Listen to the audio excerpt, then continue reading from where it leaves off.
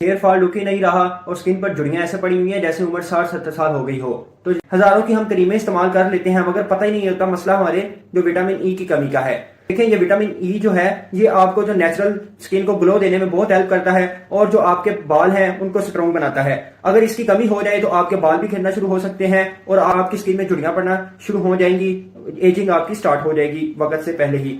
तो जी, vitamin E हमारे पास किन किन चीजों में होता है? ये आपके पास बादाम यूज करें, जो सीड्स की बात करें तो पंपकिन सीड्स आप यूज कर सकते हैं, सनफ्लावर सीड्स यूज कर सकते हैं, वेजिटेबल ऑयल्स आप यूज कर सकते हैं जो नेचुरली आप इसको लेने के लिए। बाकी अगर आप डॉक्टर से कंसल्ट करें तो डिफरेंट सप्लीमेंट्स की फॉर्म में भी आपको ये मिल जाएंगे।